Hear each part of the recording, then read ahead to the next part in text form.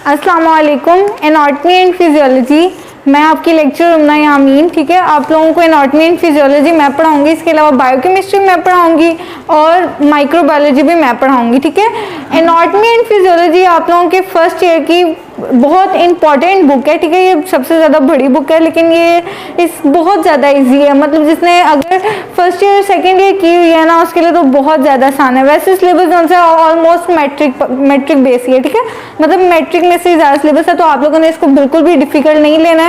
मेरे साथ आहिस्ता आहिस्ता अगर आप लोग डेली लेक्चर्स लेकर याद करते रहोगे अपना अपना लेसन, तो आप लोगों को प्रिपरेशन करना बिल्कुल भी डिफिकल्ट नहीं लगेगा। ठीक है ना, तो आज हम लोग एनाटॉमी एंड फिजियोलॉजी को स्टार्ट करेंगे। ठीक है, आप लोगों का फर्स्ट लेक्चर है, तो आप लोगों ने पहले लेक्चर में अच्छी तरीके से समझ लेना है। ठीक है, अब मैं अगर आप लोगों के सब्जेक्ट के बारे में डिस्कस करूं कि anatomy and physiology, anatomy and physiology दोनों बिल्कुल ऑपोजिट वर्ड्स हैं। ठीक है, एक दूसरे से अलग है। एनाटॉमी क्या है? एनाटॉमी बायोलॉजी की ब्रांच है। इसी तरह फिजियोलॉजी जो सी है वो भी हम लोग इधर अगर पढ़ेंगे तो ये बायोलॉजी की ब्रांच है। एनाटॉमी में बेसिकली हम क्या करते हैं? एनाटॉमी में बेसिकली हम लोग स्टडी करते हैं जितने भी बॉडी के इंटरनल, मतलब बॉडी के जितने भी स्ट्रक्चर है, उसकी ऑर्गेनाइजेशन है, उसको हम लोग किस में पढ़ते हैं? एनाटॉमी में पढ़ते हैं। लेकिन फिजियोलॉजी क्या है? फिजियोलॉजी बेसिकली हम लोग बॉडी की जितनी भी फंक्शनिंग है, बॉडी के जितने फंक्शंस हैं, उसकी स्टडी को हम लोग क्या कहते हैं? फिजियोलॉजी कहते हैं। ठीक है, एनाटॉमी से आप लोगों ने वर्ड याद रखना है स्ट्रक्चर, कि बॉडी की स्ट्रक्चर की स्टडी को हम लोग क्या कहेंगे? उसको हम लोग एनाटॉमी कहेंगे। और बॉडी की फंक्शंस की स्टडी को हम लोग क्या कहेंगे? उसको हम लोग कहेंगे फिजियोलॉजी। ठीक है, फिजिकल। ठीक है, दोनों वर्ड्स की आप लोगों को समझ आ गई। एनाटॉमी के लिए वर्ड कौन सा यूज होता है? स्ट्रक्चर, मतलब बॉडी के स्ट्रक्चर को, बॉडी के अंदर जितने भी ऑर्गन्स वगैरह उनकी ऑर्गेनाइजेशन को, उसकी सारी की स्टडी को हम लोग एनाटॉमी कहते हैं। फिजियोलॉजी बॉडी के अंदर जितने भी फंक्शन हो रहे हैं, बॉडी के ऑर्गन जितने भी फंक्शन कर रहे हैं, उसकी स्टडी को हम लोग क्या कहते हैं? फिजियोलॉजी कहते हैं। ठीक है, तो आप लोगों के पास इस तरह के नोट्स होंगे, ब्लू कलर के होंगे, कुछ लोगों के पास वाइट कलर के होंगे। ठीक है, तो उन नोट्स के सिलेबस में से हम लोग पढ़ेंगे। तो पेज नंबर 13 पे आ जाओ, वहाँ से हम लोग आप लोगों की एनाटॉमी स्टार्ट करते हैं। पहले हाफ बुक हम लोग एनाटॉमी पढ़ेंगे, जब एनाटॉमी खत्म हो जाएगी तो फिर नेक्स्ट हाफ जो आप लोगों का अगला आधा पोर्शन है वो सारा का सारा फिजियोलॉजी पे है। ठीक है, तो हम लोगों ने आज एनाटॉमी डिटेल से स्टार्ट करनी है। ठीक है, एनाटॉमी पेज नंबर 13 पे मैं एनाटॉमी का थोड़ा सा इंट्रोडक्शन पढ़ देती हूँ, फिर आप लोगों को समझाना मैं अच्छे तरीके से आप लोगों को समझ आ जाएगी। ठीक है, anatomy is the study of structure and organisation of the body. ये एनाटॉमी की 3 लाइनों में डेफिनेशन है, पेज नंबर 13 पे ये सारी की सारी आप लोगों ने लिखनी है। ठीक है, सिर्फ पहले एक लाइन नहीं लिखनी। Anatomy is the study of structure and organisation of the body. The word anatomy is the combination of 2 Greek words. ठीक है, पहला वर्ड एना, उसका मतलब क्या है? अपार्ट, और टॉमी का मतलब to cut. So it means to study by cutting a part, that is by dissection. ठीक है, ये 3 की 3 लाइंस आप लोगों ने, एनाटॉमी की डेफिनेशन आएगी तो ये 3 की 3 लाइंस आप लोगों ने करनी है। एनाटॉमी क्या है मैं दोबारा बता देती हूँ। एनाटॉमी बायोलॉजी की ब्रांच है जिसमें हम लोग क्या करते हैं?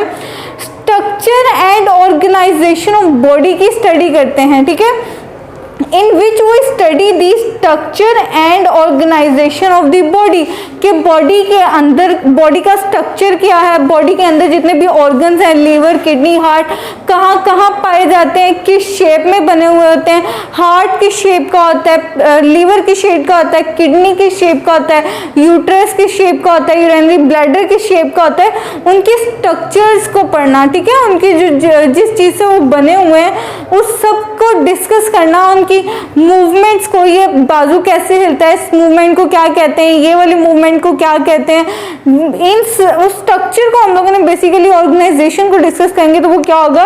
एनाटॉमी होगा। अब ये एनाटॉमी जो है ये 2 ग्रीक वर्ड से ड्राइव हुआ है। ठीक है, 2 ग्रीक वर्ड, एक ग्रीक वर्ड है एना और दूसरा ग्रीक वर्ड है टॉमी। ठीक है, एना और टॉमी। एना का मतलब क्या है?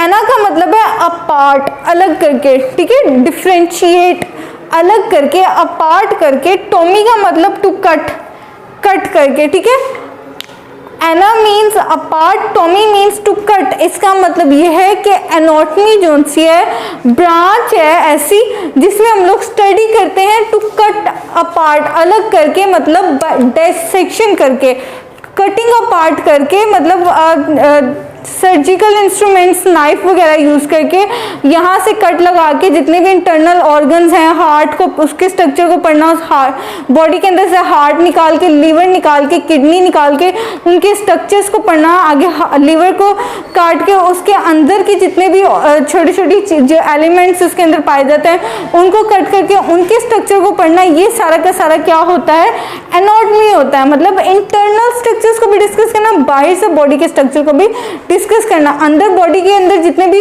ऑर्गन्स हैं, जितने भी ऑर्गन्स के अंदर ऑर्गन सेल्स के अंदर ऑर्गेनाइज हैं, उन सब के स्ट्रक्चर को पढ़ने को हम लोग क्या कहते हैं, एनाटॉमी कहते हैं। ये 3 लाइंस आप लोगों ने ऐसी कर लेनी है। आगे हम लोग डिस्कस कर लेते हैं human anatomy. Human anatomy word से आप लोगों को पता चल रहा है ऐसी एनाटॉमी जिसमें ह्यूमन के बारे में डिस्कस किया जाए, मतलब इंसान की बॉडी के स्ट्रक्चर को, इंसान की बॉडी की ऑर्गेनाइजेशन की स्टडी को हम लोग क्या कहते हैं, ह्यूमन एनाटॉमी। लेकिन अगर वहीं पे हम लोग डिस्कस करें एनाटॉमी प्लांट्स के बारे में, प्लांट के स्ट्रक्चर के बारे में, प्लांट के अंदर के जितने भी वो पार्ट्स हैं उनकी ऑर्गेनाइजेशन के बारे में डिस्कस करें तो उसको हम लोग क्या कहेंगे, उसको हम लोग प्लांट एनाटॉमी कहेंगे। इसके अलावा एक और होती है which is animal anatomy. Animal anatomy मतलब एनिमल्स के स्ट्रक्चर के बारे में, एनिमल्स की बॉडी के अंदर जितने भी ऑर्गन्स हैं उनके स्ट्रक्चर की स्टडी के बारे में, उसको हम लोग क्या कहेंगे, एनिमल एनाटॉमी। तो आप लोगों के सिलेबस में आप लोगों ने जो सारी स्टडी करनी है वो सारी की सारी हम लोग करेंगे ह्यूमन एनाटॉमी, सारी की सारी। हम प्लांट्स के बारे में डिस्कस नहीं करेंगे, हम लोग एनिमल्स वगैरह के बारे में डिस्कस नहीं करेंगे, हम लोग नॉन लिविंग थिंग्स के बारे में डिस्कस नहीं करेंगे, बल्कि हम लोग सिर्फ ह्यूमन एनाटॉमी को डिस्कस करेंगे, मतलब इंसानों के इंटरनल स्ट्रक्चर, इंटरनल ऑर्गन्स को हम लोग डिस्कस करेंगे। ठीक है, पेज नंबर 13 पे मैं ह्यूमन एनाटॉमी को थोड़ा सा एक्सप्लेन कर देती हूँ। Human anatomy is the science concern with the structure of the human body और structural organization of the human body के, मतलब ऐसी साइंस है, ह्यूमन एनाटॉमी एक ऐसी साइंस है जिसमें ह्यूमन बॉडी के स्ट्रक्चर को और ह्यूमन बॉडी के स्ट्रक्चरल ऑर्गेनाइजेशन को डिस्कस किया जाता है, मतलब ह्यूमन के स्ट्रक्चर और उसकी ऑर्गेनाइजेशन को डिस्कस किया जाता है। तो ह्यूमन एनाटॉमी की भी आप लोगों को समझ आ गई है। इसके अलावा नेक्स्ट हम लोग फिजियोलॉजी, मैंने आप लोगों को बताया था कि branch of science which is concern with the functioning of the body, लेकिन हम लोग पेज नंबर 13 पे पढ़ लेते हैं the science of physiology is concern with the function of the body, के जो फिजियोलॉजी है उसमें हम लोग क्या करते हैं, बॉडी के फंक्शंस को डिस्कस करते हैं कि बॉडी किस तरह फंक्शन करती है, चलती कैसे है। इसके अलावा बॉडी के अंदर के ऑर्गन्स हैं उनके फंक्शंस, हार्ट है, हार्ट का फंक्शन क्या, पंप करना, किडनीज है, किडनी का फंक्शन क्या है, यूरिन बनाना। इसी तरह यूरिनरी ब्लैडर है, यूरिनरी ब्लैडर का फंक्शन क्या है, यूरिन को स्टोर करना। इसी तरह जितने भी इंटरनल ऑर्गन्स हैं उनके फंक्शंस को डिस्कस करना, उनको पढ़ना, उसको हम लोग क्या कहते हैं, फिजियोलॉजी कहते हैं। ठीक है, ये वैसे फिजियोलॉजी का थोड़ा सा छोटा सा इंट्रोडक्शन था फिजियोलॉजी, लेकिन हम लोग नेक्स्ट हाफ बुक में हम लोग फिजियोलॉजी को स्टार्ट करेंगे, लेकिन आज हम लोगों ने एनाटॉमी को डिस्कस स्टार्ट करना है और बेसिकली फर्स्ट 20 लेक्चर्स तक हम लोग एनाटॉमी को ही डिस्कस करते रहेंगे। ठीक है, अब नेक्स्ट टॉपिक आप लोगों का है ब्रांचेज ऑफ एनाटॉमी के। एनाटॉमी की ब्रांचेस कौन कौन सी होती हैं। बेसिकली एमसीक्यूज में मैंने आप लोगों को करवाया हुआ है कि एनाटॉमी की जो सी हैं टोटल 8 ब्रांचेज हैं, 8 ब्रांचेज हैं। ठीक है, 1 बाय 1 उनका मैं नाम पढ़ा देती हूँ, फिर हम लोग 1 बाय 1 सिलेबस में से रीड करेंगे, उनकी डेफिनेशंस करेंगे। अब एनाटॉमी की वो जो 8 ब्रांचें हैं वो कौन कौन सी हैं। पहली ब्रांच जो सी है वो मैक्रोस्कोपिक और ग्रॉस एनाटॉमी है। दूसरी ब्रांच जो सी है वो माइक्रोस्कोपिक एनाटॉमी है। तीसरी ब्रांच हिस्टोलॉजी है। 4th branch cytology. 5th branch embryology.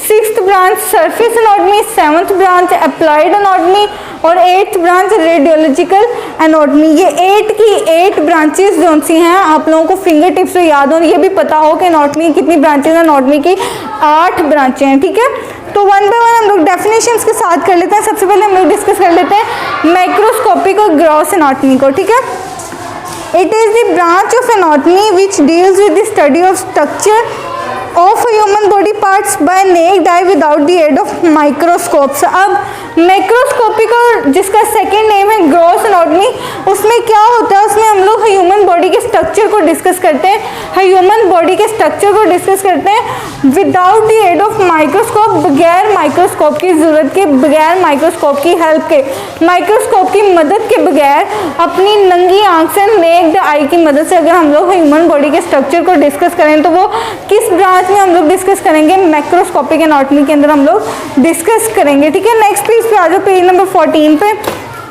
Second branch को हम लोग डिस्कस करते हैं which is microscopic anatomy.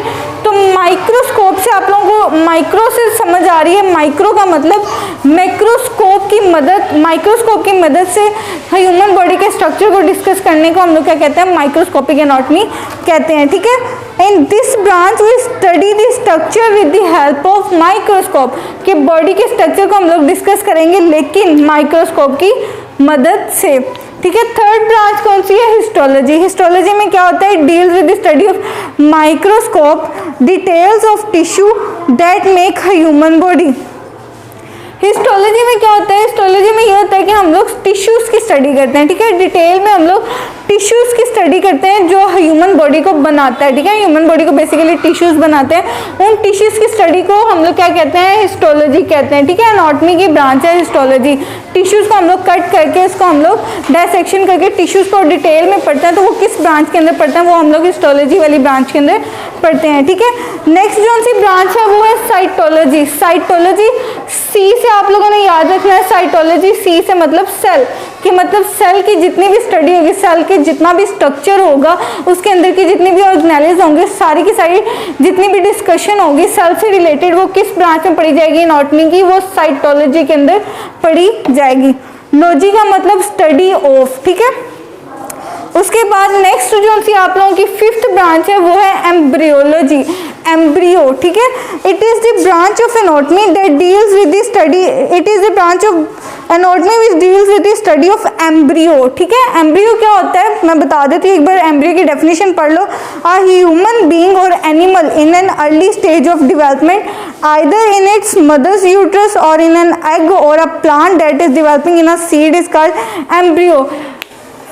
Embryo जो सा होता है वो एक ह्यूमन होता है या एनिमल होता है जो अर्ली डेवलपमेंट स्टेज में होता है, मतलब वो फॉर एग्जाम्पल मदर माँ के पेट के अंदर जो होता है उसको हम लोग क्या कहते हैं, उसको हम लोग एम्ब्रियो कहते हैं। एक इंसान बनने से पहले जो सा जानदार पेट वगैरह के अंदर होता है उसको हम लोग क्या कहते हैं, उसको हम लोग बेसिकली एम्ब्रियो कहते हैं। ठीक है, या फिर वो सीड जो सा पौधे का जमीन के अंदर जो सा डेवलप हो रहा होता है उसको हम लोग क्या कहते हैं, एम्ब्रियो कहते हैं। ठीक है, तो एम्ब्रियो की समझ आ गई ना, एम्ब्रियो किसे कहते हैं। अब उस एम्ब्रियो की जितनी भी स्टडी है, study of embryo is called embryology. ठीक है, एनाटॉमी की वो ब्रांच जिसमें एम्ब्रियो के स्ट्रक्चर को डिस्कस किया जाए कि ये इस साइज का हो गया, अब ये इस साइज का हो गया, तो स्टडी वो सारी की सारी स्टडी किस में की जाती है, एम्ब्रियोलॉजी में की जाती है। ठीक है, नेक्स्ट ब्रांच जो सी एनाटॉमी की है वो सरफेस एनाटॉमी है। In this branch surface of the human body studied in relation to the deeper parts. ठीक है,